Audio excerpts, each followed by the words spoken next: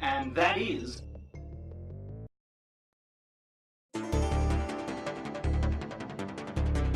Good morning, Trumptopia!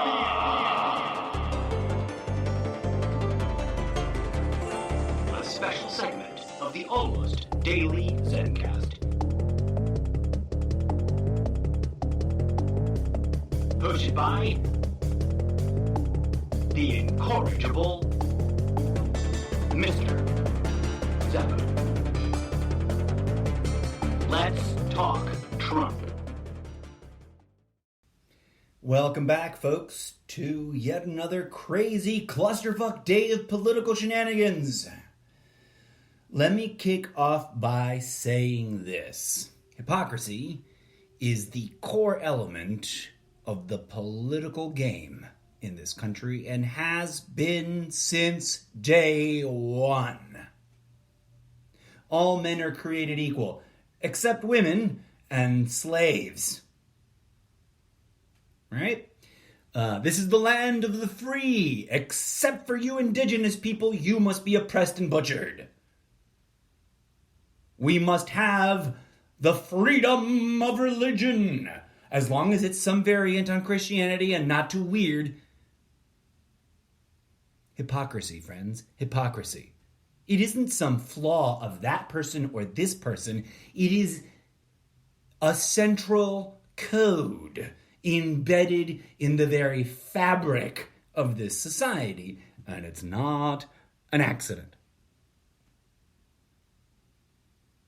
I want to draw your attention to a post I just shared on Facebook from 4 years ago. Let me read the intro first, right? This is my reintroduction to this memory from 4 years ago. Quote, myself, not much has actually changed politically in the last 4 years. Perhaps the optics has devolved. Or maybe that should be plural, have? Yeah, I think that technically that should be have. I'm still editing, right? Because I realized I had a typo in there and I was busted it out to edit it. So here we are. So not much has actually changed politically in the last 4 years. Perhaps the, quote, optics have devolved. The window dressing is now more garish. The veneer is now the most outlandishly self-incriminatingly obvious than it has ever been in living memory, ... But it remains precisely what it has been for the entirety of my life. Hypocrisy. And that's the introduction to this memory of a thing I posted 4 years ago, right? Facebook likes to show you those things every day, and every day I find, some stuff worth talking about, and I'm trying to capitalize on that a bit more since it's all my content, right? Okay, so 4 years ago, February 5th, 2016, I posted the following. Watching the U.S. National Prayer Breakfast, every speaker has read a passage from either the New or the Old Testament. All of the passages directly relating to the Golden Rule, which Nancy Pelosi pointed out exists in all three religions and, of course, the teachings of Christ. Here's my important question. How can anyone listening to these politicians talk about mercy, giving, compassion, love, and equality not realize that they are all hypocrites who are literally praising Jesus in the one hand and profiteering on the people they should be serving with the other? Not much has changed, folks. Yeah, the surface tension of the melodrama is of a radically different composition than 4.5 years ago or 4 years ago. 4 years ago, we were still dealing with the whiplash rearing of white supremacy's ugly head within the GOP for hating Barack Obama irrationally for 8 years purely because he was the first non-white president of the United States. Now, we can get into a huge debate about what Obama did bad and what Obama did good. But my entire point, friends, is that that debate is part of the treadmill. And here's why. For example, and this all interrelates, right? So we can argue about what Obama did and what Obama didn't do. We can argue about what Clinton did and what Clinton didn't do. We can argue about what Reagan did and what Reagan didn't do. And whether or not those things were good or bad.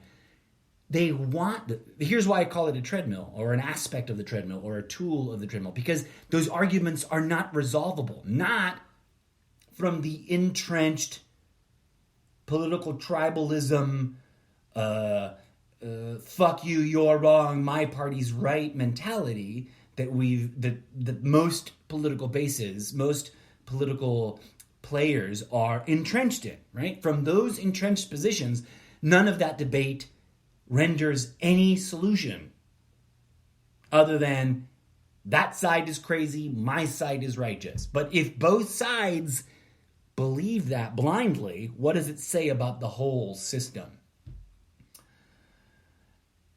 So there's been a lot of boasting on amongst the base that supports Trump, because even the pundits on the left have acknowledged that as things stand, as the optics lay now, as the political shenanigans are playing out, it looks very plausible, very likely, very not surprising that Trump has a good shot at winning the 2020 election for all the reasons that are contributing to that, the fair and the nefarious.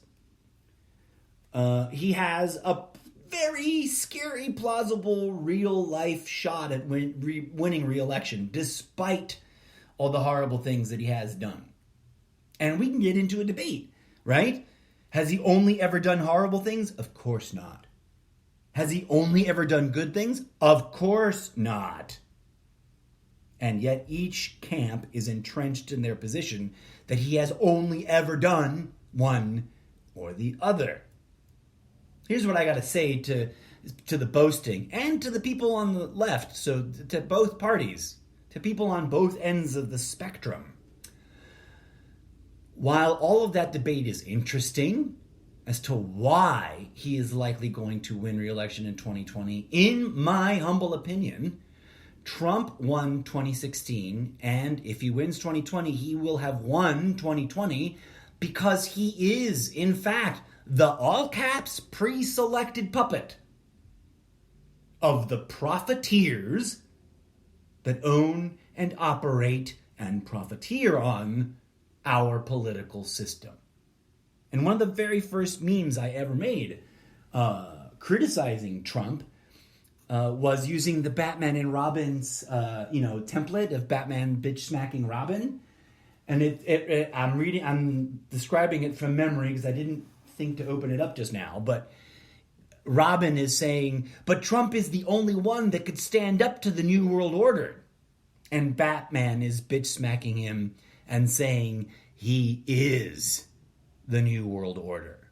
They all are. Obama was, Clinton was, the Bushes were, Reagan was. And that, my friends, not to flex or brag too much, was for me, as an individual observer that only really tuned into politics around the time that Reagan got reelected, that idea that, yeah, these are all puppets. And while they do a really great job of looking like heroes to their base, while simultaneously looking like evil men to their opposition, they are, in fact, puppets.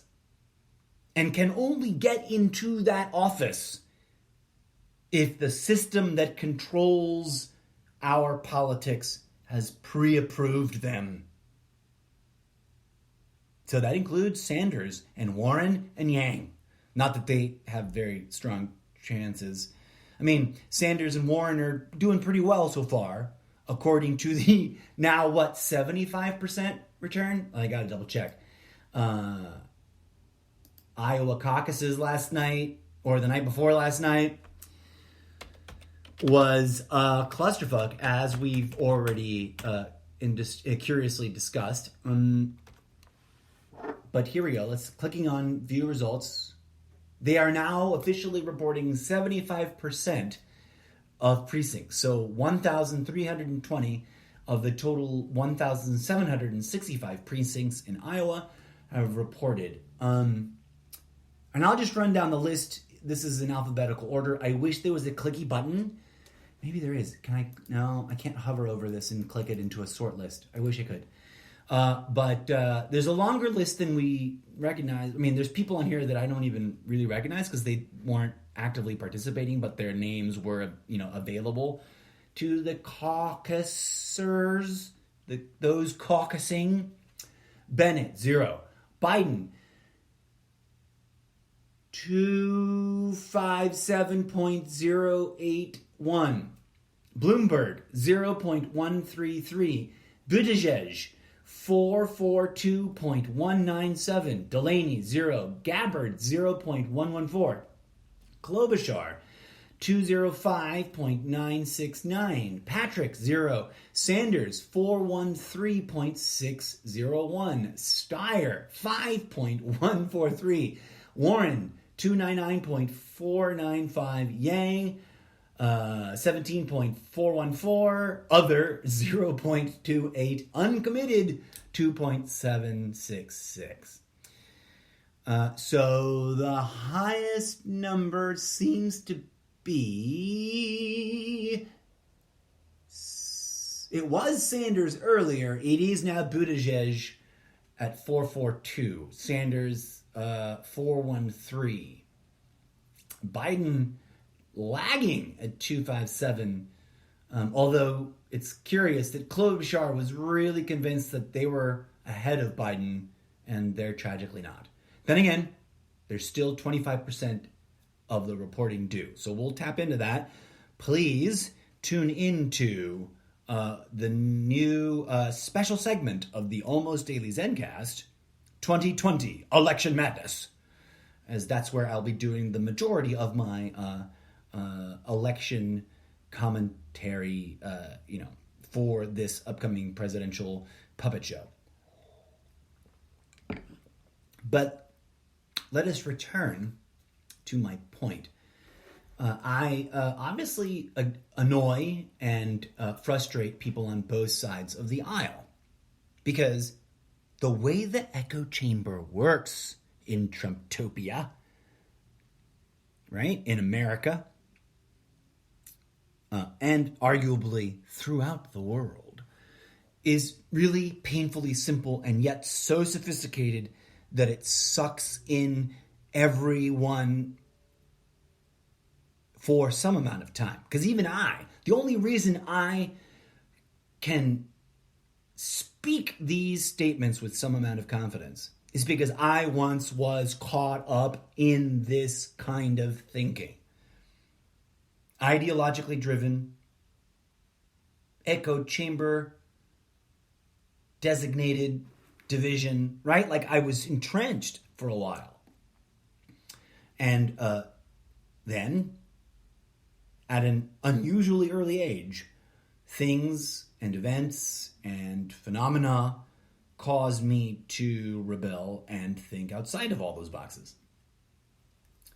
Do I know precisely how or who the puppet masters are? Yes and no. As I've said before on previous episodes, and I'm sure I'll say again in future episodes, that question, my friends, is being used against us. Who are the puppet masters? Doesn't matter. Ultimately, it doesn't matter. Because what? If you find out who they are, what are you going to do? Go kill them? If you kill them, you become as evil as them. That's why in every faith, in every religion, from every continent, one of the hardcore rules that supposedly have been handed down from God itself just so happens to be, thou shalt not commit murder. Don't go murdering each other, please. Okay. Anyways, my point there with the puppet masters, my point is that the puppet masters themselves are puppets. I'm a puppet, you're a puppet, we're all puppets together here. So killing one of the puppets, or that group of puppets, or this category of puppets, or this colored puppet, or this group of puppets that all have one thing in common, doesn't achieve anything. And where's the proof? How can I prove that? Just take a good hard look at the last 5,000 years of history in which human beings have been butchering each other. That's what brought us to this clusterfuck we are at now. So killing the bad guys does not work. And they know that, right? The system of oppression, which is operated by a bunch of human beings, which are puppets, to some other thing besides other human beings, which I've already talked about at length, that whole system understands that catch-22 and uses it against us. And that is why, I think, that is why, if anyone, any given individual, sets aside their ideological labels, sets down all their identity masks that they cling to, all the politics and belief systems, and just lets them go, and then looks really cleanly, really, what's the word I'm looking for here? Really, purely, if I can construct that sentence, if you can look at the world with clarity, with purity, without the interference of any of those constructs that I just suggested we set aside, it becomes really painfully obvious that at the core of the social conditioning is an engineered training towards hypocrisy. The system makes us hypocrites. The system makes everyone hypocrites. Doesn't matter who you are, doesn't matter where you were born. If you engage with the system, if you buy into the system, if you believe in the system more fervently than you believe in reality itself, it is conditioning you towards deeper and deeper hypocrisy. And that's a bitter pill to swallow, folks. And that's why the political shenanigans continue. And the puppet masters get away with what they get away with. And everything seems so impossible to change. It's not because we're stuck with things as they are. It's not because human nature is immutable and thus we're fucked. It's not because you cannot change the world. It is because we have indoctrinated ourselves towards that hypocrisy of believing the bullet points I just listed. Those bullet points are false. But take a survey of 1,000 people, most people agree with that you can't change it. It's just human nature. War is inevitable. Politics will always be politics. Liars will always be liars. Evil men will always be evil men. Bullshit. A hypocrisy unto itself to believe such absolutist statements when the very act of being alive is proof otherwise. And that every day someone transcends those boundaries and becomes a better person. We never applaud those stories because the system doesn't want you noticing them. It's a mindfuck of a setup, right? And a deep warren of rabbit holes. Not just a rabbit hole, but a maze riddled with rabbit holes. All of it obfuscating and blocking our view. Our view of what? our view of reality itself as it actually is. That's why we need to set them all down. That's why we need to abdicate ideology, because it blocks, obscures, prevents us from seeing the view that's right in front of our faces of reality as it actually exists, as opposed to how it should according to this philosophy or this political agenda or that political agenda. As I wrote in a thing recently, where'd it go? Oh, I think it was another thing in my memories. I just, hold on, let me, yeah. Another thing from Facebook from 4 years ago, I reposted. And this is me taking action, right? This is me sharing a call to action, dear listeners. I shared a picture of a woman holding a sign. Let me see if I've got the information here. It was a post by Operation Human Angels. And it says that it was with a lady named Lindsay. I'm all about anonymity on this show. I'm not about exposing people to more hate from the haters. But a woman named Lindsay, pardon my mispronunciation there, at the Edmonton International Airport, 2013, in Canada. And I don't know what the cause was. I don't know what the event was, but she was holding a sign, a handmade cardboard protest sign, and she's alone in this snowy parking lot. And her sign reads, "I am sorry for passing judgment instead of extending love." I wanted to share that as part of this episode because I have failed in that way. So have we all. Who is free of that? Cast the first stone. Who is free of that flaw? No one. Except for innocent little children who have never cast judgment a day in their lives until they were conditioned and taught by us, their tribe, their family, their parents, their schools, their entertainers. We conditioned these innocents to pass judgment instead of extending love. And then we go on to the ultimate hypocrisy of hypocrisies, to stand around at things and events like the National Prayer Breakfast and talk about love and compassion and forgiveness, when, in fact, our politics are riddled with the absence of those things. Our religious institutions are riddled with the absence of those things. That's the hypocrisy that is so deep, we don't even know how to identify it anymore. We can't even call it hypocrisy because everyone is guilty of it. Everyone. No one escaped the conditioning. We all grew up in society, did we not? Unless you lived in a cabin in the woods, growing up raised by wolves or something, you grew up under the influence of social conditioning. And as Confucius points out, that can be really useful.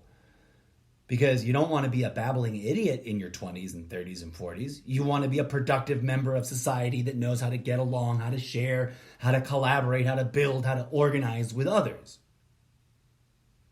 And that was how we once used social conditioning. No longer, friends. It's been co-opted, as all other human institutions have, by those shadowy figures we call the puppet masters. By whatever name you call them, it must be understood that they themselves are merely puppets.